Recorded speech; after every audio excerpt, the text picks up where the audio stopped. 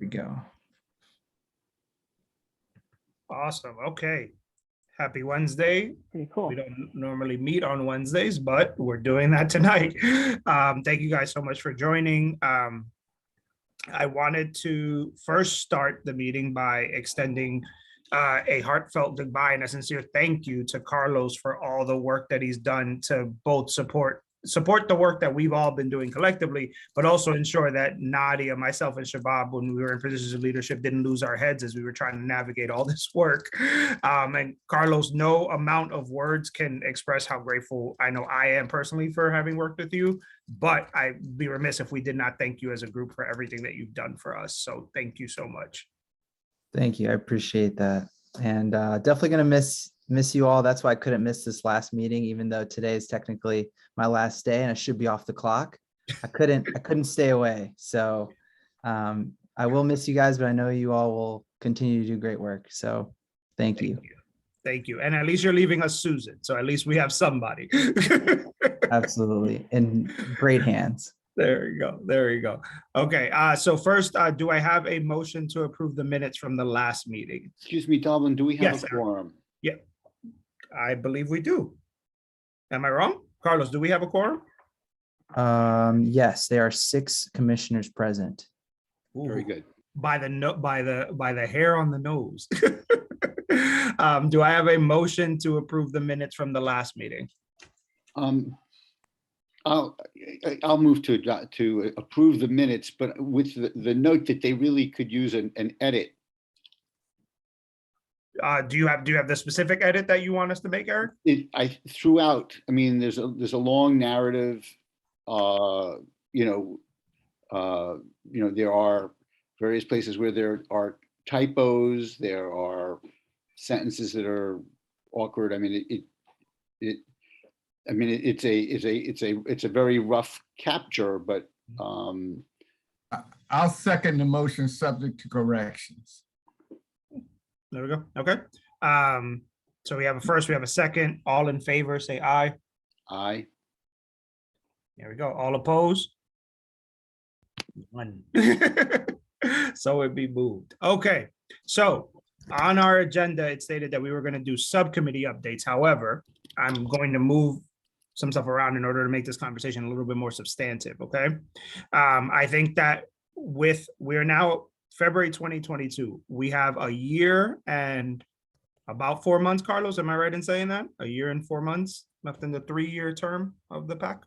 What are we in? February? Almost March. Yeah, I think that's about right. Yeah. And also for any guests, please write your name in the record for attendance, please, and thank you. And commissioners, please write your name in the chat for the attendance.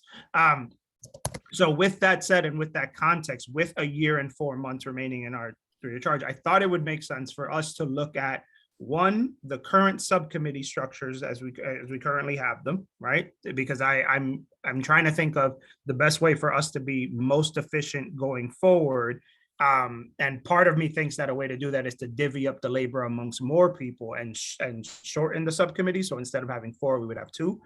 So that's an idea that I've been kind of toying around in my head, but I wanted to get your feedback on that and see if we can come to an agreement tonight on what the best way going forward to make the best use of the last 16 months is. So I will open it up to the floor.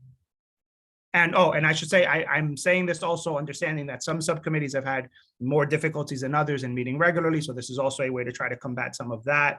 And also, again, just to be more efficient.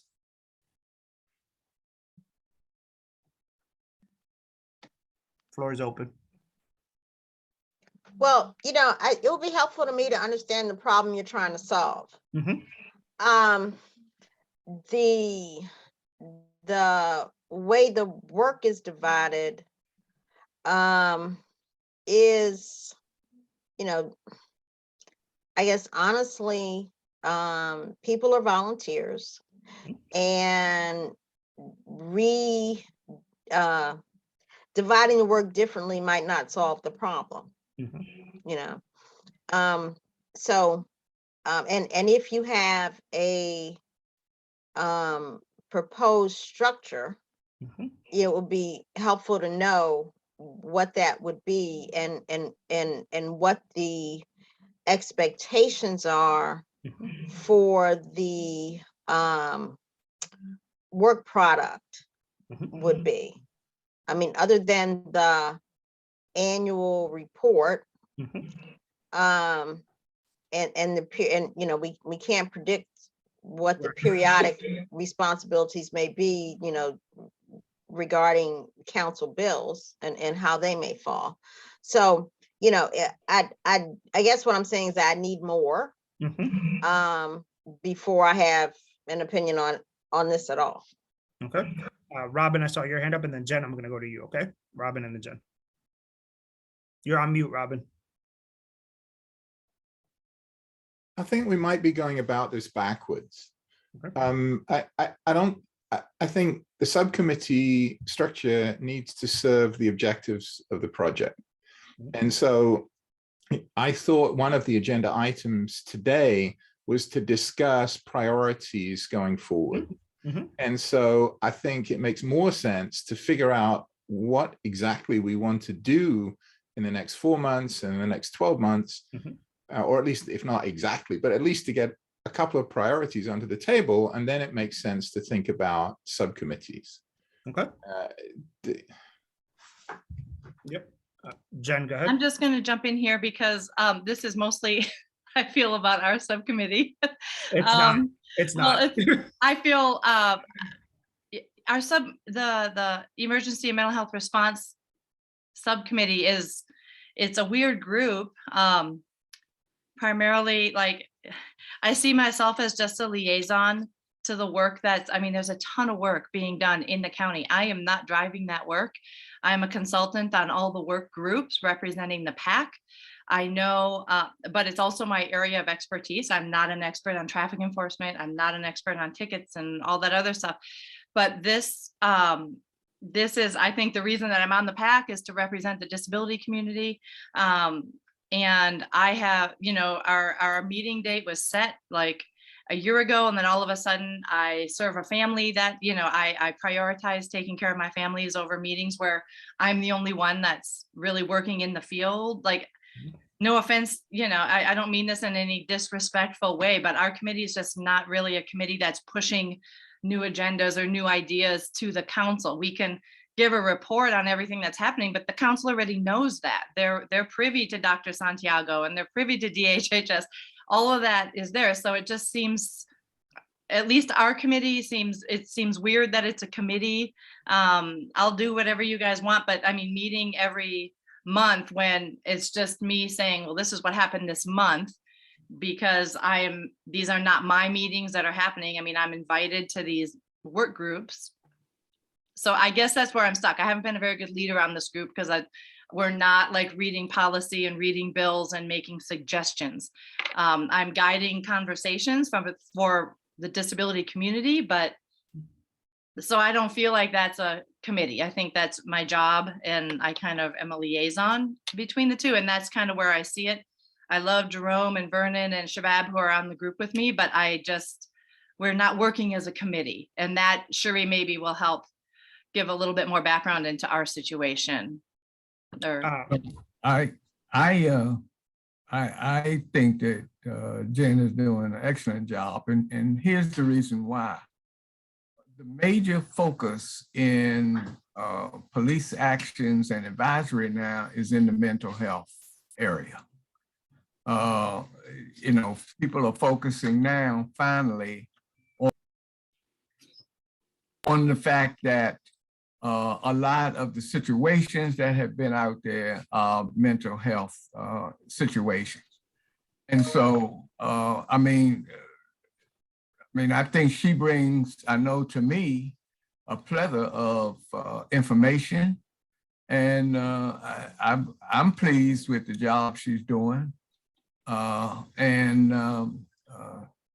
know, I've been on one or two of the programs that she is working with. And so I salute her. I pay Vernon as the president of my fan club. Eric, go ahead. I see your hand up. Thanks, Dalvin.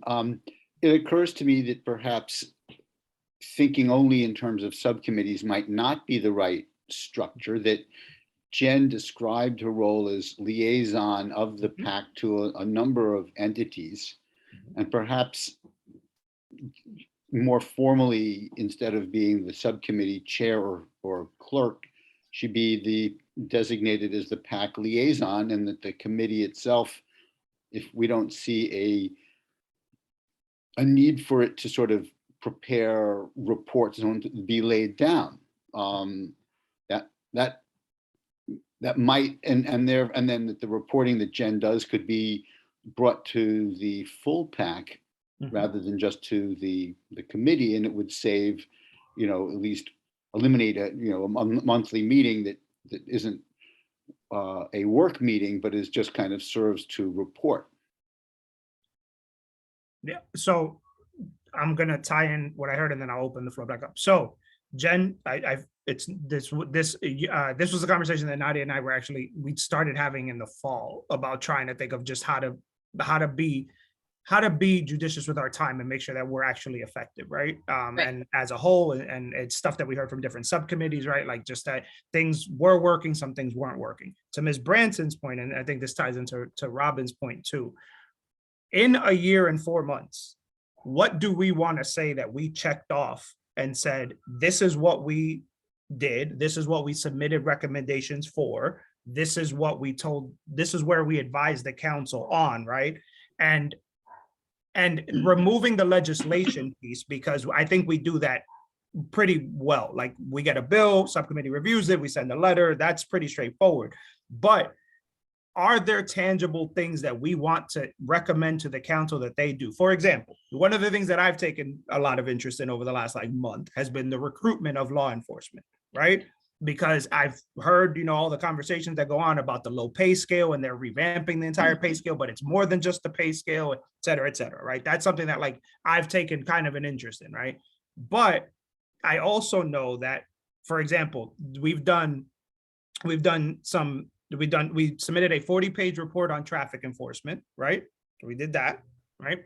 We've recommended 6 pieces of legislation. So there's tangible things that we've done.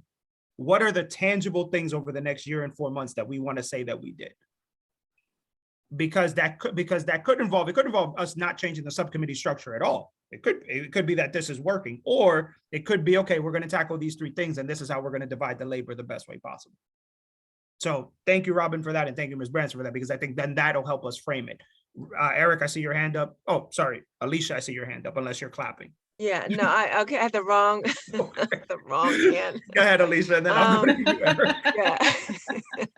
I think but we definitely want to keep doing what we've done effectively. And I for one think that the discretionary policing subcommittee has done a yeoman's job on their reports.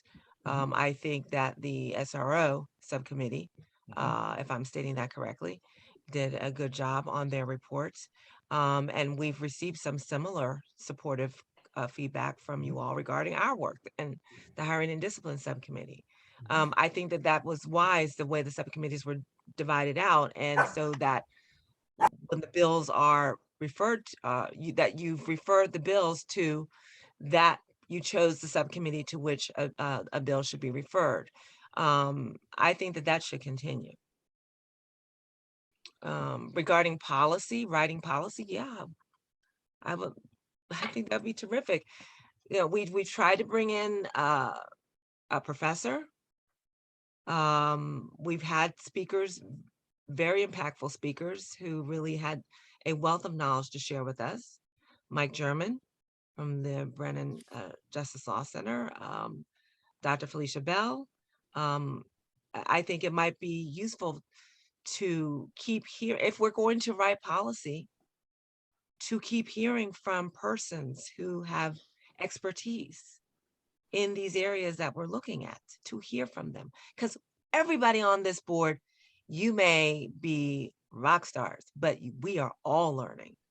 We are all learning.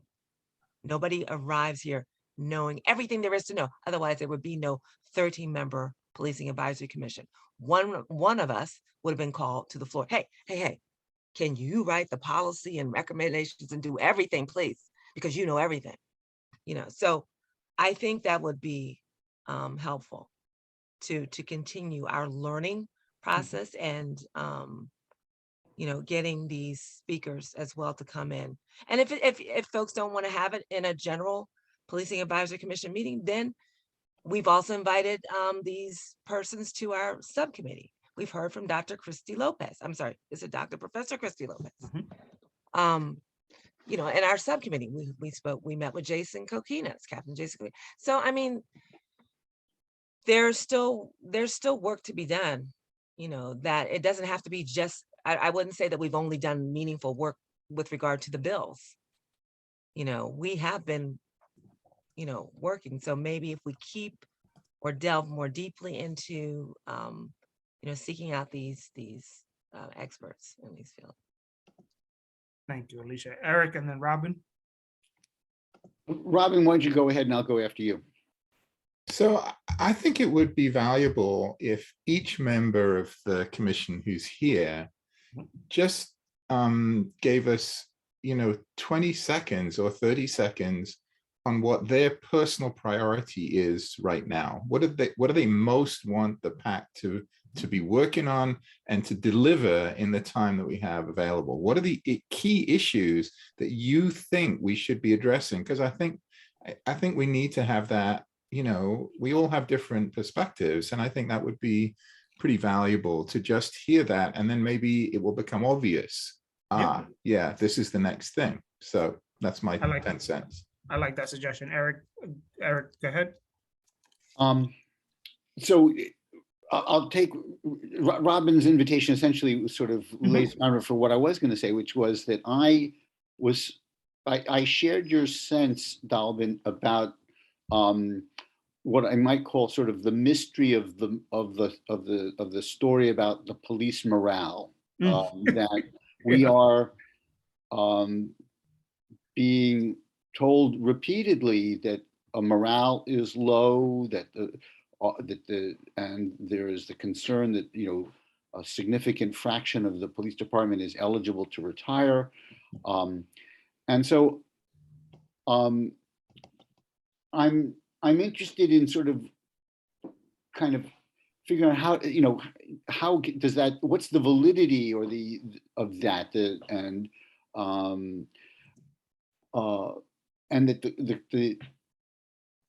that sort of a really kind of important question for us is, not only the questions of misconduct or use of force or misdirection we see in terms of a focus on racially disparate traffic enforcement and so forth, but the broader question, is it the case that large numbers of police officers are really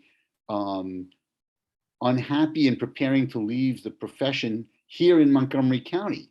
I mean, if that is so, I think we all ought to be concerned about that. So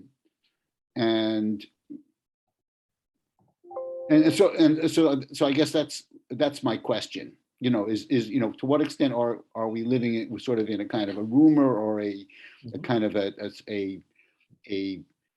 politically constructed narrative that serves certain kinds of purposes, or is it really a serious problem that faces all of us? Right. So I'm gonna take Robin's suggestion because I think that may help to focus some of this. Okay. So as I'll go first. For me, it's writing policy where it doesn't exist for the department. So policy recommendations where they do not exist. So, for example, if there is a policy on, discretionary police, I'll use that as an example, right? Like I want to recommend that policy to the police department so they can implement it. That's something that I would like to do over the next year and 4 months. I'm going to pass it to Ms. Branson. So I want to start at the end and work back. The end is when our term is up, we will have a product that serves not only as a testament to what we did, but a guidepost for whoever comes next, correct? I mean, that's kind of the goal, right? So if we come up, I think in part,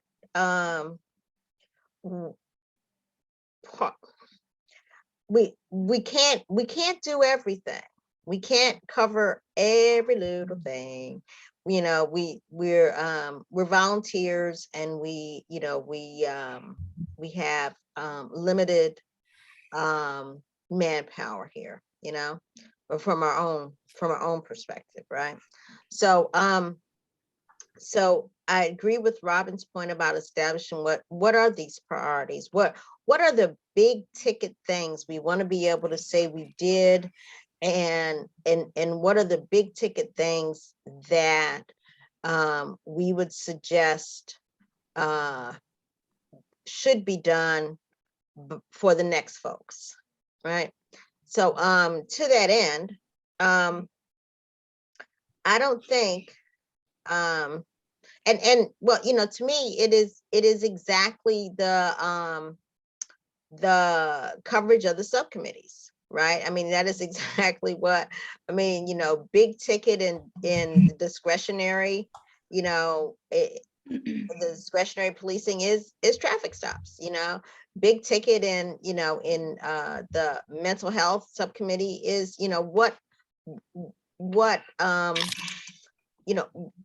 what does community policing mean with a mental health, and a mental health focus, and how has the county attempted to address that? What are the models? What are we recommending? I respect Jen's, role as a liaison, but and I think there's different ways to be involved here. But at the end of the day, we're gonna have to produce a document that tells people what we did and why. So for each of the big ticket priorities, I think that's where we have to focus when it comes to this morale issue. Then yeah, I mean, that's about hiring and discipline, and and the overall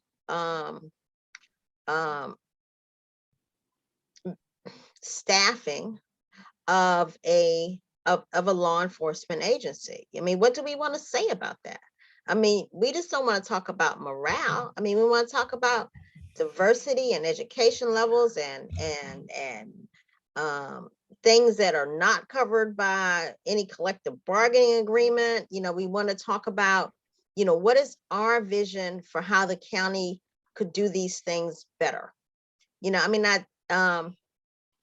and so yeah, as I said, I think if we establish priorities of what we want to have at the end of the day, and what we want to leave people, whoever comes next, with, then that's, that's as far as that. To me, that's good enough. I mean, we're, quite frankly, we're more like a task force than anything else, and I think,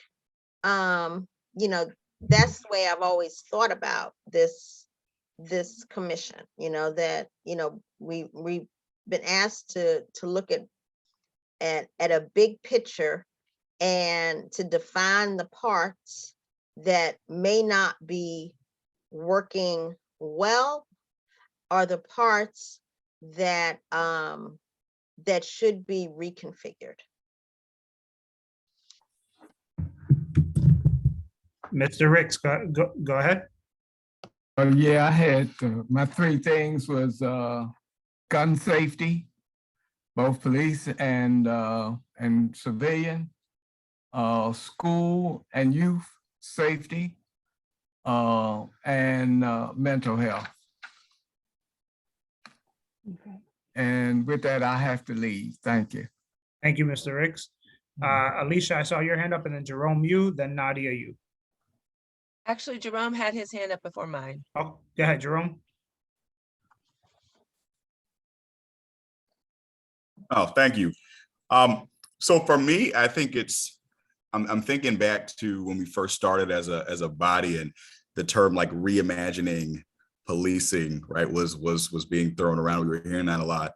And community engagement, I think, is a piece that I think I want to see us spend a little bit more time with. I know there's been some intentionality around inviting folks to these meetings, but the reality is everyone can't show up. They have jobs, they have other things they're trying to navigate. And I think that there's a real opportunity, right? We're representatives here, right? As Alicia pointed to earlier on. I think there's a real opportunity to be more intentional about reaching out to students, folks from all backgrounds and age groups, and get a pulse of what their experiences are, and use that to inform the work as county representatives on this commission. I think that, again, we've done some work in pulling people and getting the word out about these meetings. I just think that there are folks who are not going to come to these meetings who have valuable input, and we have to really kind of think outside of, and when we're limited, we're on Zoom, right? We're not meeting in person. So I think that there's a real opportunity, and I'd like to see, in the, year and few months we have left to really do some work. Maybe it's creating, a survey, right? That is very intentional, but gets at giving folks that space to speak. Maybe it's setting up, town halls where we are inviting folks to come out and be a part of, learn about this body, learn about this work, but also share some stories. I think I think that's key. And I think that's something that has been lacking that could really be a game changer. So. Helpful context. Go ahead, Alicia. Alicia, it's all you. Yeah. Okay, thank you. Yeah, I for me, at the forefront of my mind is hiring and training. I think that there are some very big changes that need to happen there, and that's based on having met with the professor and some of the MCPD stakeholders, that and also the data we've seen from OLO.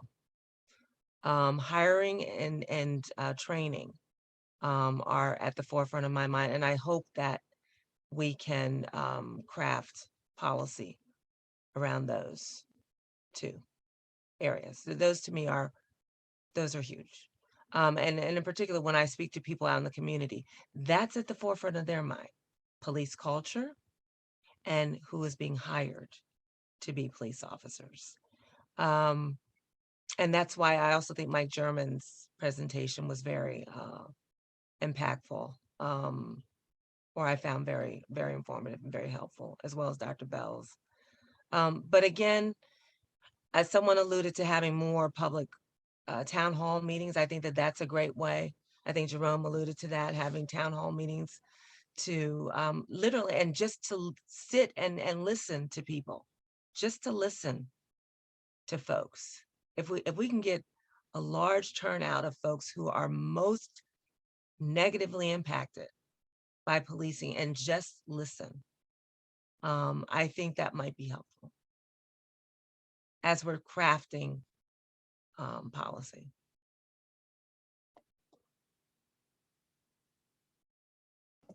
Nadia, go ahead. Hi, everyone. So I think for me, the main thing is accountability. I think within our committee, we've had conversations about what that looks like. And I know we are at the mercy of the state and a lot of the things that happen in the state, but I think we have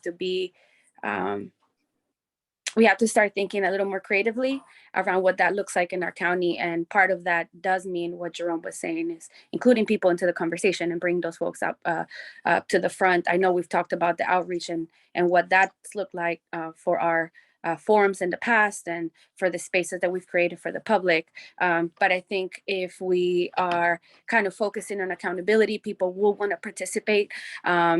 And that can also obviously bring more people into the fold. And the second thing is starting to look at harm reduction practices and how that can be part of policing in our county. And for those of you who are not familiar with harm reduction, is meeting people where they're at. It involves a lot of the things like cahoots, trainings, and things like that. It is part of that, not necessarily directly harm reduction, but I think that's a good start. I do want people to understand.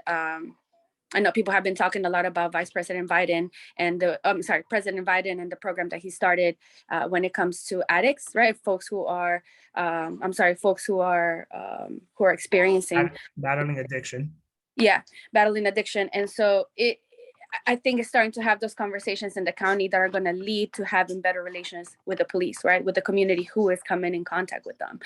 If people know that the first thing that we're going to do is not going to be arrest them and rather provide them support for whatever situation they're in, I think that is going to start a different conversation. And it can go into training, it can go into all the things that we've been looking at, just looking at harm reduction and what those practices look like. So accountability and harm reduction are the things that I would want to focus on. Robin, go ahead. Yeah, I've been thinking a lot recently about what we mean by community policing. I think we all have a sort of vague view of friendlier police who are more connected to the communities they're working in. But I think this committee could do a real service by developing a view of what is community policing in Montgomery County. And I think it would have elements of what Nadia was talking about and what Alicia was talking about. I mean, there are, you know, this notion of community policing has ramifications in everything the police do, really. But I think, and one hears that term used pretty widely without much clarity, especially in a really specific way in our community. And the second piece of that would be to identify the barriers to that kind of a world. What gets in the way of community policing? I mean, are there things in the collective bargaining agreement? Are there things in the structure of the police department, in the leadership of the police department, in the lack of counterparts in the community that the police can connect to effectively, which cahoots may be addressing for the mental health side of things? So there's a lot of barriers out there to this sort of vision of community policing. But so I think the commission could provide a really valuable service in a definition that the community could accept and that the police could clearly understand what it is that we're talking about, and then looking in detail at specific barriers and potential initiatives. So, you know, it doesn't just have to be the police need to do, maybe the police need resources to restart the police basketball league, the youth basketball league that they used to do and that got cut, I don't know, 10 years ago, 15 years ago. That's a community engagement effort. And there are many more of those that could be out there. And indeed, some of them exist. The police just don't tell us about them, but they do exist. I've had conversations with police officers that tell me they're doing these things in Gaithersburg and in Germantown. I don't know. I live in Silver Spring. Why would I know anything about that? I don't. So my thought is, let's see if we can come to a good, clean, specific understanding of what we mean by community policing, and then take that and say, okay, well, why don't we have that? That's mine. So Chief Carmen, I want to go to you, but Robin, the point that you made about the PAL, Susan answered that in the chat. Chief Carmen, before I go to you, I think that, so there's two themes that are popping up for me as we just kind of went around. One is safety, right? And that ties into Mr. Ricks's point about guns. That ties into Jen's point about the interactions with folks who are having, who are in the middle of a mental health crisis, right? So it's interactions with folks who are also, who have a disability, right? So it's interactions with folks who are part of that community in the police. To Nadia's point pertaining to harm reduction, I think that also boils down to safety, though. I think that's kind of the thing that permeates through all of that is making it, how do we make it safer for all of the people in our county and in their interactions with law enforcement, right? That seems to be the one thread that kind of permeates through all of those things. And that's not to say that, to your point, Robin, and Susan mentioned, like, it's, if things were safer, that would improve relations, right? Like that's the prevailing thought, right? Like if you were safe in those interactions, you'd have better you'd have a better relationship with law enforcement. Chief Carmen, your hand is up, and then Alicia, I'll go to you. So much. So I would just say, I think one of the things that we could do, and this is my fault, and I will admit to this, is I should do a presentation to all of you about the proposals that we've put forth for the Community Resources Bureau, because a lot of what I'm hearing you say, one, about community policing, Chief Jones, and I can say this, that he and I share the same vision about community policing and going back to a community policing model. We share a vision about community engagement and how to do that. We just put forth an ARPA request to the county council to fund a lot of these initiatives. But I'll tell you, and I think Susan can tell you too, one, it requires funding, and two, it requires time. And the Reimagining Public Safety, or Reimagining, Public Safety Work Group came out with the recommendations. The recommendations from their audit have not been released, but those recommendations will include notations or observations on community engagement and community policing, mental health, crisis intervention, internal affairs, and then there will be, it's my understanding that there will be a implementation contractor, if one hasn't already been picked yet, that will help the police department implement that, help me implement, because I'm a staff of one, et cetera. So I hate to say like, oh, we have to wait, because I'm very impatient in life and at work in general. Anybody can tell you that, but this is, we're moving a large scale organization. It's going to take a couple years, not a couple months. And thank you for that. That's actually good context. I know as you said that, I was like a couple months. You said a couple years. Now I want to bang my head against the wall. A couple years, it's insane. Sergeant Brewer, I hear that you have your hand up. I don't see you on the screen, so that's why I didn't know. And clearly I've skipped over you a few times. So Alicia, let me go to Sergeant Brewer before I go to you. Yeah, sorry about that. As usual, I'm having technical difficulties because I can't figure out how to do Zoom after this much months. I kind of echo what everybody else is saying about community policing, but I just also, there's so much that has been said, and this is why anytime that we can go get away from virtual and actual have meetings where we can all sit down and discuss, I think I would hope that things would move in a different pace, maybe in a different method, maybe move forward a little bit. But one thing that I bring, at least to this meeting, that nobody else does, is 20 years of experience in law enforcement, specifically in this department.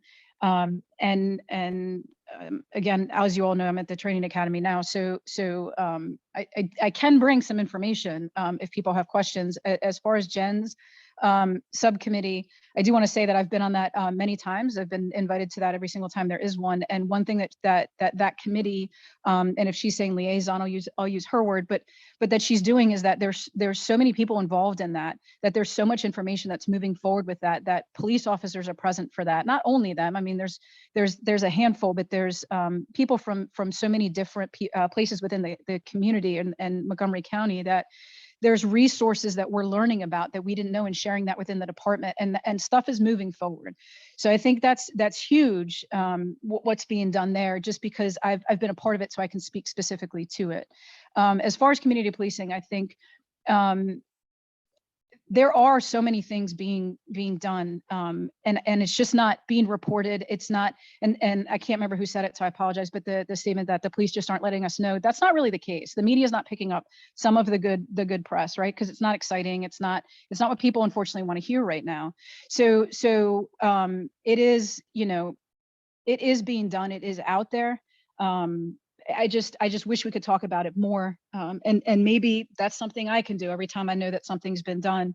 Send the links, send the news blast that we put out that get picked up or don't. But I think too, if we're going to go public and have public meetings, rather than seeking out only that information, that negative information, we need to seek out both sides. We need to find out, where do we need more police? What would you like to see with the police? And that kind of goes hand in hand to community policing, because I asked on one meeting, what is it that you guys want to encourage community engagement? Because I understand that there is this rift, and I think we need to close that. And I hear a lot of stuff about police should have less contact, and that's not the intent. I know that's not the intent that what anybody is saying, but I feel like a lot of these suggestions are about less contact. And I think there's a way to have more positive contact. So I'd like to see, or at least I would like to know the information so I can bring it back going forward. What does community policing mean to you guys? And how can we as the police start with those more positive contacts instead of let's have less and less and less contact? Because then the only time you're going to have contact, unfortunately, might be when we're responding because something negative happened to you. And that shouldn't be our only contact. And then that's not the only contact that most officers want to have, because it weighs on us too. Thank you for that, Sergeant Brewer. Alicia, go ahead. And then Ms. Branson, is your hand up Yeah, newly? Yes, okay. Yeah, I was just going to say that, why don't we also build on all of the information we've received from the Effective Law Enforcement for All, from Reimagining Public Safety Task Force, from the OLO, from NACOL, National Association of Civilian Oversight of Law Enforcement. We should be looking at all of those things and reading intently. And if we're formulating policy, we don't just want to create things out of a vacuum. We should have been paying attention, and I think we were, to all of these entities and the reports that they submitted. And there's some commonality, guys. There is a thread. There are some points that, at the very least, that we should be implementing in our policy that we draft. I agree with that. Ms. Branson, go ahead. Yeah, to be clear, yeah, I do want less involuntary contact with the police for people of color. Yes, I do. Let me say that clearly. Yes, I do. Because involuntary contact is not the way to build relationships. Having said that, I would love to see a list of suggestions or current programming that the police are undertaking. I think that would be, wonderful. I do not like the term community policing for a whole lot of reasons, because I know how it's been misused.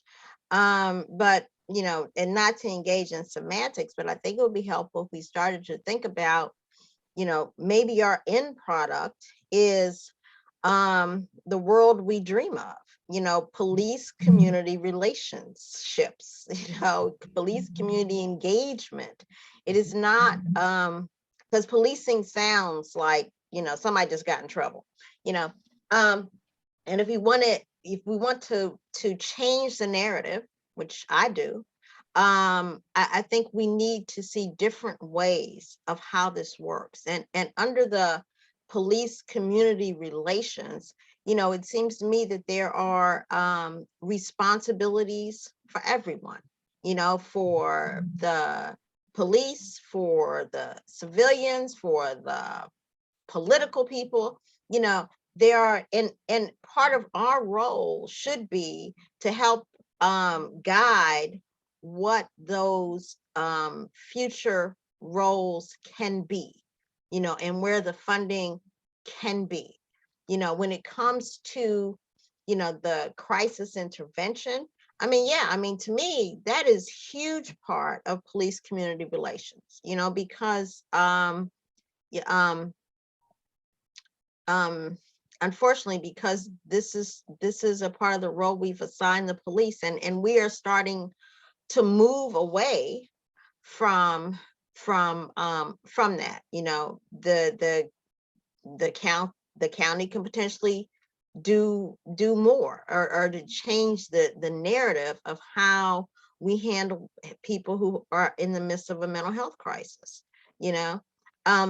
But that's just one example. The bottom line is, you know, I think we need to dream this world, you know, and at the end of our time here, you know, that priority, that focus on what we representing the community would like to see as the focus and priorities of the police. This isn't, you know, to me, this isn't rocket science. You know, and those are the policies that we will seek to create, right? That is that's my suggestion. I keep saying this over and over again. We have to start at the end and work back. I'm gonna keep saying that till somebody understands that I'm really meaning that, because otherwise we'll never get anywhere. We'll just run around in circles. You know, that's got to stop. You know, and you know, working it from the end means we clearly understand and accept what the common goal is. You know, and then we can start to step back.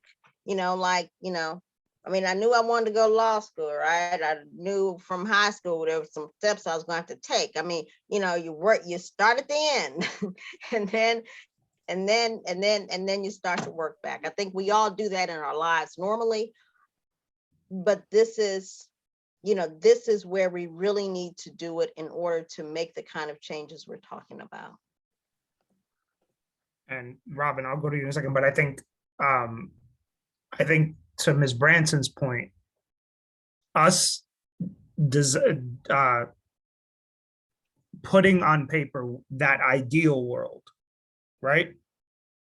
Then I think we can work backwards from that, right? And I would urge you, as we undertake this exercise, right, and is that no idea is too crazy in this ideal world, right? Because I think also, like, sometimes we do have a tendency to say, like, well, oh, that'll never be possible, so we're not going to aim for that. No, I think if we agree that we're trying to design what this ideal world with this, you know, amazing society would look like, right?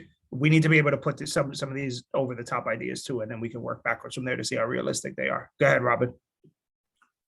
I wonder, sorry. Yeah. I take what Sherry just said and what you just said. You know, it's very difficult for us to do this in the environment where we are now, meeting in Zooms once a month. That's not really going to get this done.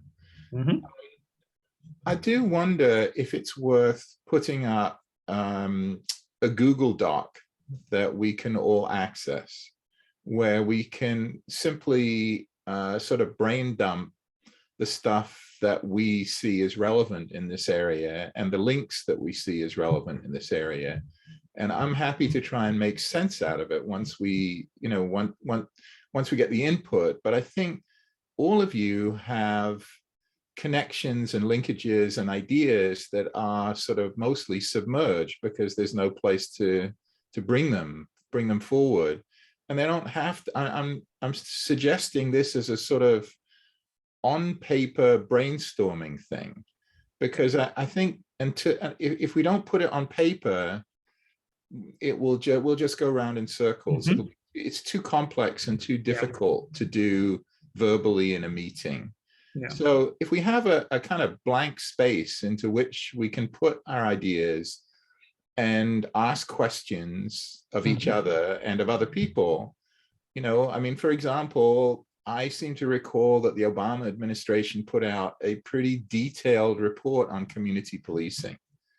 I would have to go dig it out, and if I remember correctly, and say, okay, well, what's relevant here? Can I bring a few things in here that, you know, that are relevant to give some shape to these ideas? So I guess I suggest that we have some kind of a document that we can just put our ideas into in a very totally unfinished way, right? They don't have to be coherent. They don't have to be anything. But if we have that, that would give us some ammunition, building blocks. Maybe that's a better way to think about it. The Google Doc might be an Open Meetings Act violation if it's not public. I don't see any reason why it shouldn't be public. The only way, I'm not a technology person, Yeah. but I just wanted to make sure that it can't be changed by members outside of the commission, that it should just be you that can change that. Meaning it would be public, but nobody else could edit it, right? Like Exactly. they can see what we're talking Exactly. about. And we could just post it on the website, but I have to figure out how to make that happen. Can we have a? I can help you with that. I'm always on Google Oh, Docs. okay, cool. Awesome. Yeah, I'm not sure. We'll that's just have the editor violation access. Of the Open Meetings Act. I mean, the Open Meetings Act requires exchanges at the moment, right? These would not be exchanges at the moment. No, This not is more in the voting. nature Right. of email. This is more, you know, individual comments. You know, so yeah, I mean, you can, I would suggest you ask the whatever Legislative council attorney. handles this, but I don't, this doesn't sound to me like an Open Meetings Act. And I did ask a question whether or not Carmen can Yes. provide us, because I didn't see his response. Thank you. Yeah, Chief Carmen, if you would be able to provide us the community engagement programs that MCPD has suggested. Also, and this could be helpful too, not just the ones that you guys like are waiting for. Like you had mentioned that you're getting like somebody to help you with the implementation, like an implementation officer, right? So not just those things, but also, are there other community engagement programs that you all have suggested that the county council has slashed or said, no, that's not, you know, we're not going to fund that? Because I think that also would be helpful for us to see. Yeah. And if you want to come talk to me about what Okay. you've chosen and whether you think it'll make a good comparison. Okay, I can do that. Feel free. Yeah. Okay, great. Can I just drop in that one last thing on? If we have a Google Doc that is only editable by us, which seems fair enough, I'd like to suggest we have a second doc that is open to the public, that the public can comment in whatever way they want to. So almost like a running document where the public can make suggestions to us. Yes, absolutely. I actually like that idea. That's a really cool idea. Okay, so if I understand, we're gonna have one Google Doc for us to brain dump, right? Yeah. And then another one for the public to make suggestions to us about things that they want to see. Yeah. How do we feel about that? Good? Jen, go ahead. Yeah, I just want to, Oh, sorry, I thought Jen's hand was up. That's why I called on her, but go ahead, Alicia. Sorry. I'm sorry, Jen, go ahead. Oh, I was just wondering if we want a brain dump to be, it's still going to have to be crafted in some way if it's available to the public, right? It's not going to be an official, I envision a brain dump as literally everything that's in my head about this particular topic that may not always be PC. That's what I think of a brain dump as. Like, is this what, maybe I'm not understanding. Maybe you got to put a filter in. Yeah, I have no filter. I've learned from my kid. I've got no filter. I mean, maybe we can resolve it. Maybe Susan can ask the ethics folk if this has to be public, because I'm happy to have a public document that people can comment on, whatever. It would probably be better for Jen, certainly, if this other document, if the working document that we were creating was private. I would be fine with that. So we would have one public document and one private document. The private one would allow unfiltered conversation. The question for Susan to sort of check in is, okay, how does this fit with open meetings? Can we do this? So Yeah. Susan, let's get, if you know, soon as you can, just get us guidance on that. So that way we know what we can do with that. Cause I think you also want the space for, again, like for folks to feel like they can, like, hey, like this is kind of an idea that I have. It's a little off the wall, but they do it in Colorado, right? So things like that. I think that could help. And then Susan saying that there is a public comment forum online now. I think, Susan, what we're thinking is if there's a way, because one, I think public comment forums are generally, for folks to, like comment on legislation, things like that. I think what we're thinking is a way for the community to reach us with their ideas, but that's not through the public comment forums. Like something a little less formal is not the word I'm looking for, but I think you guys understand what I'm saying. I think you get what I'm saying. But I think we need to think that through to see how that would look, where the public can reach us easier than through a public comment form. Dalvin? Yes, Alicia, go ahead. I just wondered, there doesn't seem to be much response to what I shared regarding the information that we've received from the race audit, the OLO, the Reimagining Public Safety Task Force, which had a pretty good idea of what the world would look like with some of the changes we wanted in policing. We should take that with us. If we've not read it, maybe read it again and intently, and take that with us into putting our iterations into that Google Doc. Yeah. And I will say, like, every subcommittee submitted like suggestions based off of even just looking at the audit alone, everybody submitted suggestions off that, every subcommittee, right? And Jen, I'm going to take a moment to doff my cap to you, because you said, I feel like I'm only a liaison. That's not true. You did really, really good work on that. So I think you should own that. Like, you and your subcommittee did really, really good work on that. Even if the process was arduous and it was painful and it took some time, that it was like that for every subcommittee. So don't worry. All of us struggled with that. I think to Alicia's point, we've received a lot of information over the last year and some change, a lot, right? Some of it is not going to be applicable to what we want to do, right? Like, I'll tell you that. Like, I saw some of the audit recommendations, and when Jasmine and I looked through it, and we were like, yeah, this isn't going to apply to schools here. This doesn't make sense here, right? But there were some things that were tangible that we took away, and we were like, okay, this is realistic. This you can implement. I'm sure you guys have done the same. So we've gotten a robust amount of info that we can pull from for this ideal world that we are envisioning, right? So if folks want to go back to those documents and pull things from that, like Robin mentioned the Obama report, for example, feel free. Okay, and we're gonna dump this all in this doc. And at the very least, things that we should be concerned about. I mean, things that we imaginations. These are things that are really happening. Right. And to that point, I think that's also why Chief Carmen sharing the community engagement stuff that's already been done or that they've tried to do. I think that's also helpful for us, because our recommendations at the end are going to go to the county council. If in fact they are, say there's, okay, I'm going to use the Police Athletic League as an example. Say like the, MCPD wants to expand this to include like job training stuff. I'll use that as an example, because that's what the PAL in New York used to do when I used to go. They did like job training for high school seniors, right? So high school seniors who wanted to go into law enforcement or EMS, they did a lot of that. Say MCPD pitched the council on doing that, and the council said, yeah, sure, but then they decided not to fund it, right? That's an idea that could have some traction with some kids who may not be going to college after high school, right? Who are looking to try to get into work or whatever the case may be, or that it was cut. Susan, you said that the PAL funding was cut because of the same services thing, right? Right. It's just, our revenues dived, they tanked, right? So the council just decided to do a same services budget that year, not take anything additional. And unfortunately, the Police Athletic League was new.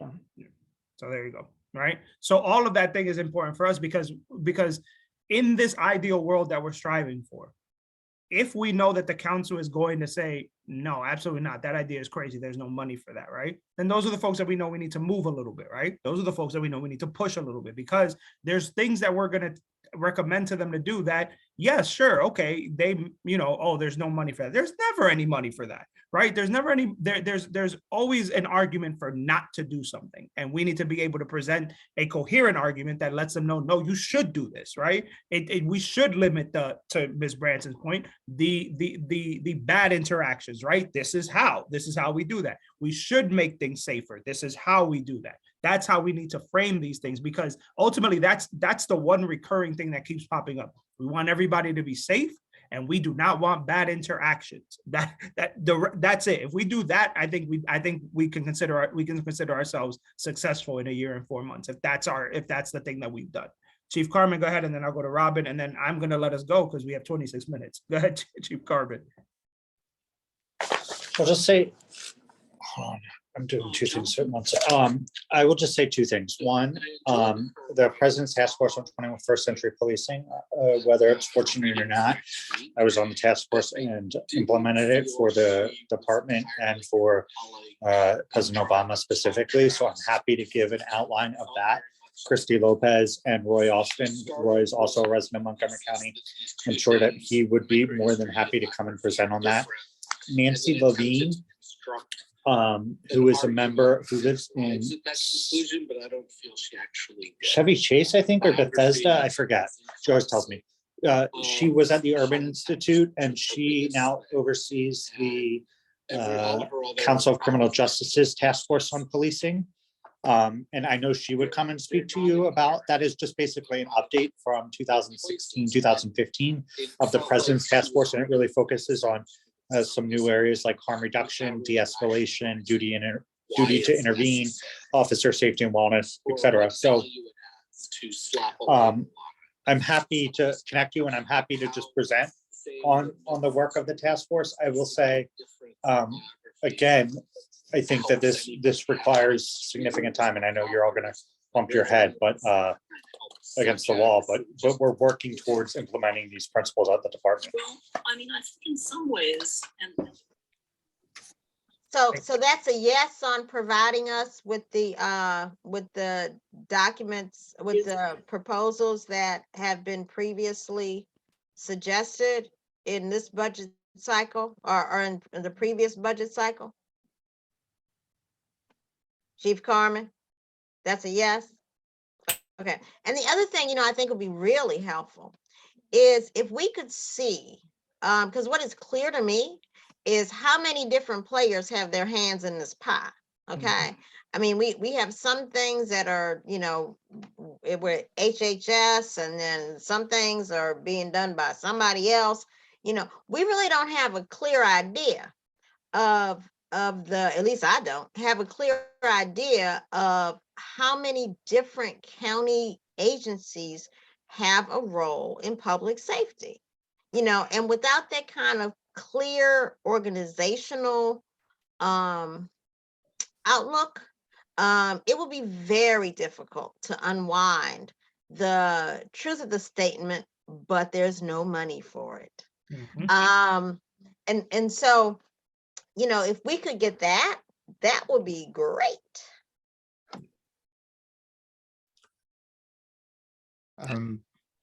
We'll try. I've got to figure out with Susan what that looks like, but we'll work towards it.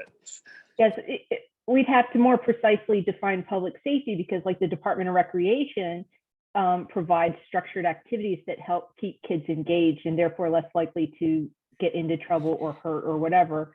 Is that part of your definition of public safety, right? So schools, like in the Magruder lockdown, teachers are responsible for basically overseeing the hallways to make sure that kids are not getting in trouble or causing concerns. Or in the lockdown situation, they had to pull everybody into their classrooms. So they have these little small, roles in public safety. So yeah, I'm not talking about that. I mean, I'm Okay. sure there are gang prevention programs. I don't know who funds those. I'm sure there's crisis mental health. I don't know who funds those. It's probably HHS. yeah.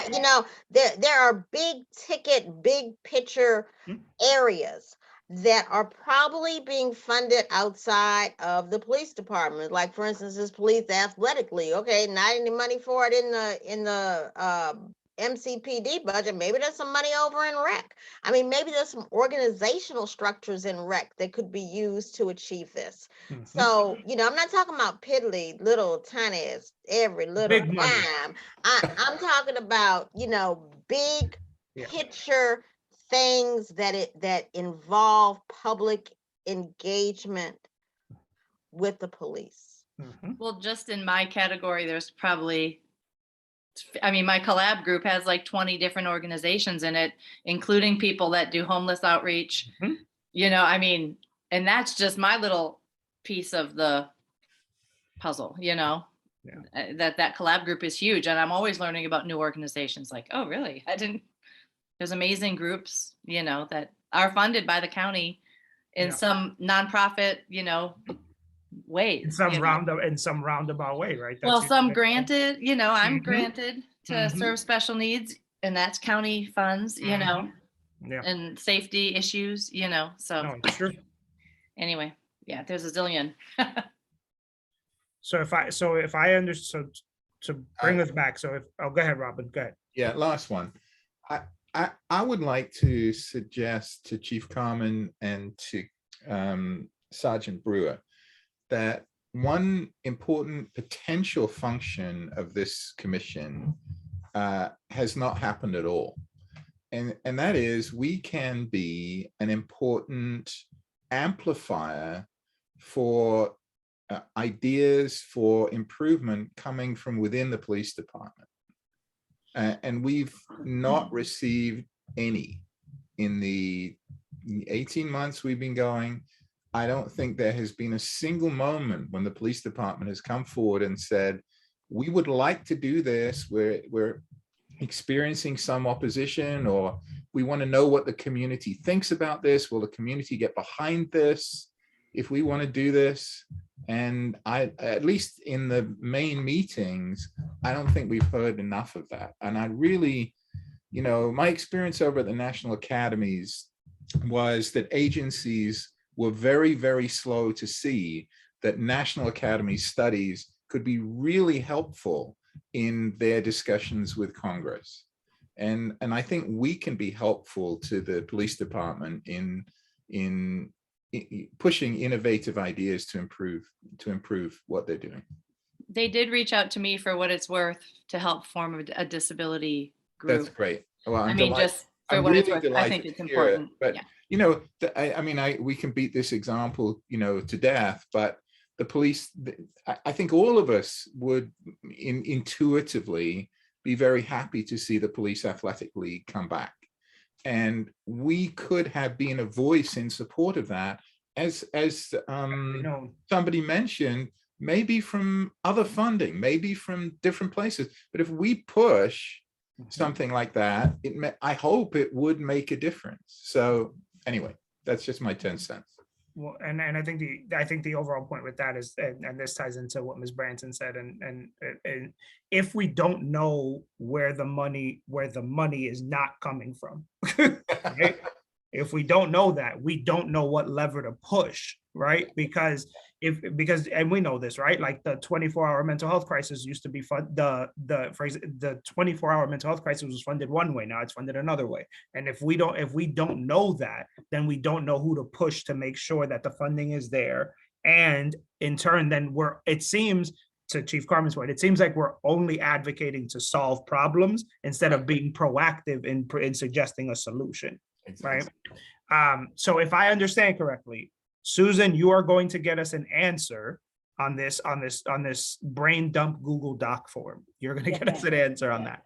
A suggestion that Jerome made, which I really like, and we use this in my own personal work, is we use QR codes to increase, instead of like sending a link out to folks, it's literally just a QR code that they can take a picture of and they can access the survey there. That could work really, really well to get folks who maybe just don't have the time to punch in an entire web form in their browser and type in answers or whatever. Just literally take a picture, you're able to fill it out. That could be easier. I like that answer too. So once Susan gives us the definitive answer, which hopefully will be sooner rather than later, and once Chief Carmen shares with us this, Bible of information, we are going to formulate our thoughts in as best way as possible. Then we are going to come back and decide what's the best way for us to tackle these priorities going forward. Does that make sense to everybody? Yeah? Okay. See, Ms. Branson, we got it. It only took us 1 hour and 43 minutes to get the ideal world working backwards thing. Bear with me for other organizations. Always, Ms. Branson, always. Okay, so thank you guys obviously for joining today. Before we wrap, Nadia, who is off camera because she's dealing with her youngest child, is stepping down as vice chair, just because she's got a million things going on and does not have the time to dedicate to being vice chair. Okay. And she has, so normally the Roberts rules thing says that, you know, it works as any other way, right? We nominate somebody seconds it. If 2 people run, we got to do votes and all that stuff. And Nadia has decided to nominate somebody who she hopes would replace her, right? And we wanted to put her nomination forward today. However, we wanted to give folks an opportunity if they were interested in also serving as vice chair, okay? So in the interest of fairness, what I'm going to do is I'm not going to announce who Nadia is nominating right now. I'm going to give folks until the end of the week to submit their names if they want to also be considered as vice chair, okay? And then what we will do is once that happens, we will reveal who Nadia nominated and whoever this other person is. If nobody runs against this person that Nadia nominated, then, you know, it'll be easy. If not, then we'll do the whole election thing. Okay? Does that sound good? How long is left in Nadia's term, please? Nadia has 4 months in her term. She has 4 months. So yeah, it'd be the person to finish out her term. So 4 months. Is there just, sorry, is there anything to prevent, in the rules, preventing you and or this new person serving out the whole rest of our 3-year term? I mean, you don't have to step other down. than interest, other than personal interest in finishing up. No, I know. I just need to know if I need to find some compromising photos or something. No. There is nothing that says that we can't. I do believe that like we would have to put our name forward as like we're running for re-election. Yes. Okay. So that's the only rule as far as I understand it. Yeah. Got it. Thanks. Okay, sounds good. Yes, you guys are awesome. You guys are rock stars. Thank you for all that you do. And see, we're out with 14 minutes to spare. Enjoy the rest of your Wednesday. We will see you guys next month. Okay. Thank Bye, you. Carlos. Bye, Carlos. Oh, he's off already. Oh, he decided to go off camera. No, he's up there somewhere. I'm here. Bye, Carlos. Bye, Thank Carlos. you. Bye, Take Carlos. care. Thank you for everything. I'll Have fun tune in in. Seymour. I'll watch you guys. All right. All right. Surely Bye. not.